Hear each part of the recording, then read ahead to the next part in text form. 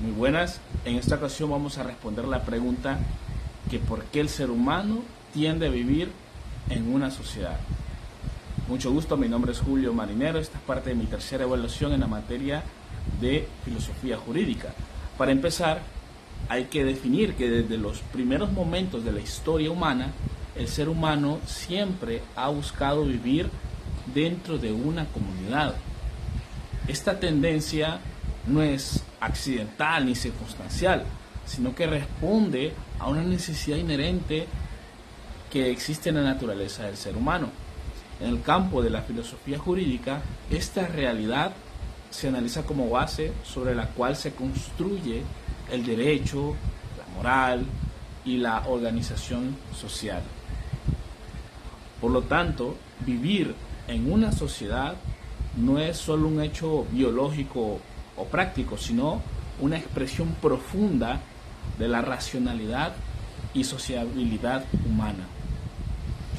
Entonces, como notamos, una parte fundamental de la respuesta a esta pregunta es porque la naturaleza social del humano es así. La naturaleza lo impulsa a aferrarse a este hecho, porque el ser humano nace indefenso y necesita de los demás para sobrevivir. Pero incluso más allá de lo biológico, el ser humano necesita de otro para desarrollarse como persona. Solo hay que pensar en, por ejemplo, el lenguaje, la cultura, los valores e incluso la identidad. Todas estas cosas solo pueden construirse en interacción con los demás. Como lo planteó, por ejemplo, Aristóteles, el ser humano es un sum politikon, es decir, un ser social por naturaleza destinado a vivir en la polis, es decir, la ciudad o comunidad. Otra razón por la cual el ser humano es así es porque la sociedad como necesidad racional, es decir, más allá del instinto, el ser humano elige racionalmente vivir en una sociedad, porque entiende que solo mediante la cooperación puede alcanzar ciertos bienes comunes como la paz, el orden, la educación, el progreso y la justicia. Esta idea es desarrollada por los teóricos del contrato social como Thomas Hobbes, John Locke y Jean Jacques, quienes explican en síntesis que el ser humano abandona el estado natural para formar un pacto donde nace la sociedad y el derecho.